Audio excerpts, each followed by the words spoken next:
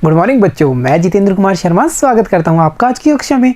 आज की कक्षा में बच्चों हम पढ़ने वाले हैं कक्षा 5 की पर्यावरण अध्ययन की पुस्तक अपना परिवेश का 15वां अध्याय, जिसका नाम है जब चाहें तब कहें।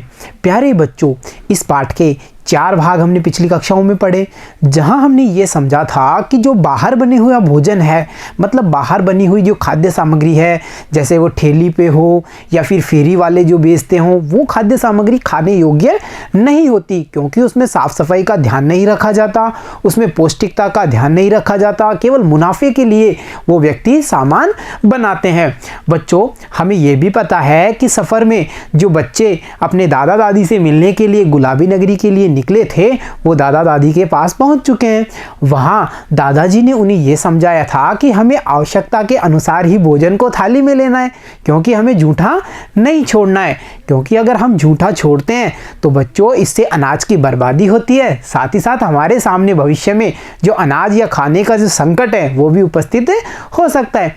प्यारे बच्चों, हमने अध्याय में ये भी जाना था कि जो भोजन सामग्री है वो ऐसी है, कुछ जल्दी खराब हो रही है, जैसे 1 से 2 दिन में, जैसे हमने देखा था ना दाल कितनी जल्दी खराब हो रही थी। साथ ही साथ हमने ये भी जाना कुछ खाद्य सामग्री ऐसी है जो 4 से 5 दिनों के लिए चलती है, कुछ खाद्य सामग्री ऐसी होती है जो साल भर तक भी खराब नहीं होती, जैसे अचार, मुरब्बा, शरबत, इन सब के बारे में हमने जाना।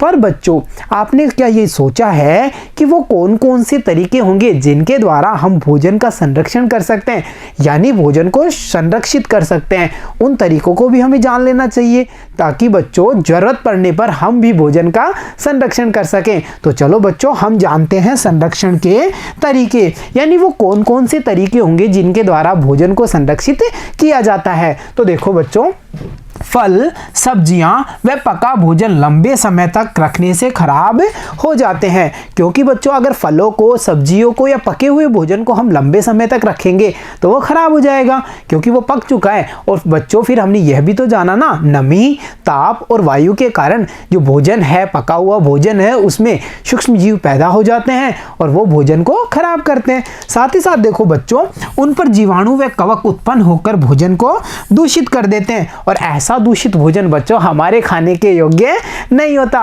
और अगर फिर भी हम इस भोजन को खाएंगे तो क्या होगा? तो देखो, दूषित भोजन खाने से हम बीमार हो जाते हैं। इसीलिए तो कहा गया है ना, हमेशा साफ सुथरा, स्वच्छ और ताजा भोजन करना चाहिए। तो बच्चों, हमें यह भी पता है कि जो फ्रिज होता है उसमें भोजन का संरक्षण किया जाता है, यानी हमने जाना था ना कि भोजन को ढक करके अगर ठंडे स्थान पर रख दिया जाए या फिर उपलब्ध होने पर फ्रिज में रख दिया जाए तो भोजन कुछ समय के लिए सुरक्षित रह सकता है। परंतु बच्चों, ध्यान रखने वाली बात यह है कि फ्रिज के माध्यम से भी हम भोजन को केवल कुछ समय तक ही सुरक्षित या संरक्षित कर सकते हैं। तो फिर बच्चों, वो कौन से तरीके होंगे जिनके द्वारा हम भोजन को लंबे समय तक सुरक्षित कर सकते हैं? जाने उनको भी। तो देखो, लंबे समय तक भोजन को खराब होने से बचाने के लिए हम कई तरीके अपनाते हैं। अब वो तरीके कौन कौन से होंगे? देखो, जैसे शक्कर मिलाकर मुरब्बा बनाना, हमने चाहे आम हो, आम का मुरब्बा, आंवले का मुरब्बा, सेब का मुरब्बा, मतलब हमें फलों के जो मुरब्बे बनाने हैं वो शक्कर मिलाकर हम बना सकते हैं। और बच्चों, जो मुरब्बे का रूप है, मतलब खाद्य पदार्थ को हमने मुरब्बा बनाया, वो कई समय तक सुरक्षित रह सकता है। तो हम क्या कह सकते हैं? शक्कर मिलाकर मुरब्बा बनाना। इसके अलावा देखो, शरबत बनाना, सिरका, नमक व तेल डालकर अचार बनाना, इन तरीकों के द्वारा हम खाद्य सामग्री को लंबे समय तक उपयोग में ले सकते हैं, उसे लंबे समय तक हम सुरक्षित कर सकते हैं। कौन कौन से तरीके हैं एक बार फिर से देखें? शक्कर मिलाकर के मुरब्बा बनाना, शरबत बनाना, सिरका, नमक, तेल डाल करके अचार बनाना। इसके अलावा बच्चों और कौन कौन से तरीके हैं? देखो, जैसे भिंडी, ग्वारफली, आलू चिप्स, पुदीना, मेथी आदि को धूप में सुखाकर संरक्षित करते हैं। आपने बच्चों देखा होगा अपने आसपास या अपने घर में भी आपने देखा होगा कि जो हमारी घर की महिलाएं हैं वो क्या करती हैं, वो जो ये सब्जियां होती हैं इनको काट करके सुखा देती हैं और फिर इनको अच्छी तरह धूप में सुखाने के बाद में संरक्षित कर लिया जाता है। और किसी भी मौसम में बच्चों इन सब्जियों का आनंद लिया जा सकता है। तो कैसे, कौन कौन सी सब्जियां हैं? देखो, भिंडी, ग्वारफली, आलू की चिप्स, पुदीना, मेथी, ये सब वो सब्जियां या वो पदार्थ हैं जिनको हम धूप में सुखा करके संरक्षित कर सकते हैं। और बच्चों इसके साथ साथ देखो, डिब्बा बंद भोजन वायुरोधी होने के कारण खराब नहीं होता। यानी बच्चों आपने देखा होगा जो वायुरोधी डिब्बे होते हैं उनमें अगर खाद्य सामग्री को रखा जाता है तो वो काफी लंबे समय तक खराब नहीं होती है। क्या कारण है? क्योंकि बच्चों हमने ये समझ बनाई थी कि ताप, नमी और वायु के कारण भोजन में सूक्ष्म जीव पैदा होते हैं। अगर बच्चों भोजन में वायु प्रवेश ही नहीं करेगी, डिब्बा वायुरोधी होगा, तो भोजन में सूक्ष्म जीव पैदा नहीं होंगे।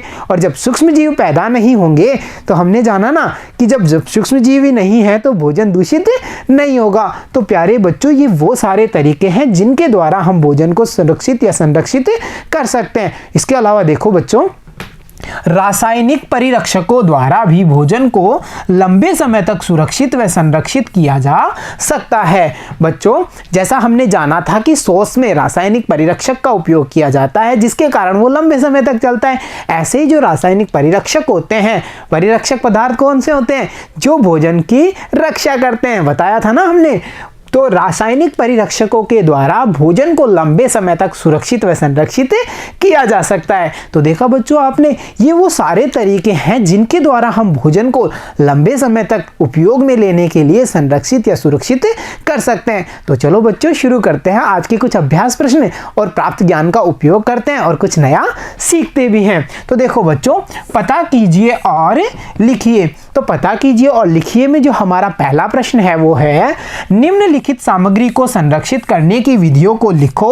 आप चाहें तो और भी उदाहरण लिख सकते हैं। यानी बच्चों यहाँ एक टेबल दी गई है जिसमें यहाँ पर खाद्य सामग्री का नाम है और उसके सामने हमें बताना है इसको संरक्षण करने की विधि, मतलब हम इसको कैसे सुरक्षित कर सकते हैं, कैसे इसको ऐसा बनाया जा सकता है कि लंबे समय तक हम इसका उपयोग कर सकें।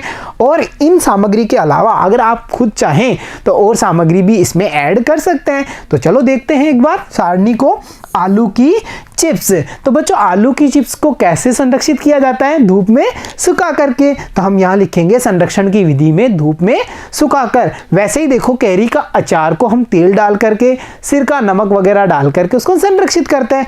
ऐसे ग्वारफली, मटर और अनाज वो होंगे जिन्हें हम अच्छी तरह धूप में सुखा करके और इसका उपयोग कर सकते हैं, इसको संरक्षित कर सकते हैं। इसी प्रकार बच्चों और भी चीज़ों के नाम आप ऐड कर सकते हैं और उनके संरक्षण की विधियों को लिख करके इस तालिका को तैयार करेंगे।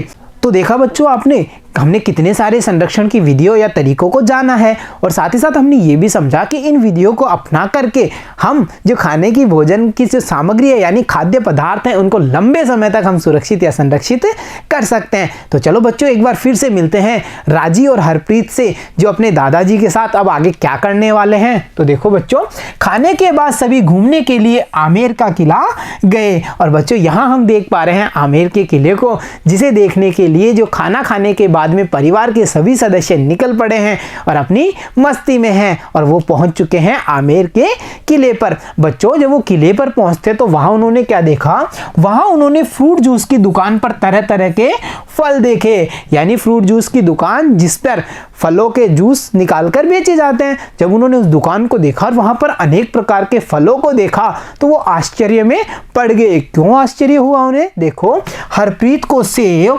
गाजर, चेरी दिखी और आश्चर्य हुआ कि क्या ये गर्मी में भी आते हैं। प्यारे बच्चों, सेब, गाजर, चेरी वो फल हैं जो कौन सी ऋतु में आते हैं? सर्दी की ऋतु में। परंतु बच्चों जो फ्रूट जूस की दुकान थी किले के बाहर, वहां पर हरप्रीत ने देखा कि वहां पर सेब भी है, गाजर भी है और चेरी भी है। और आपको याद होगा कि वो कौन से मौसम में गए हुए हैं अपने दादा दादी के पास में?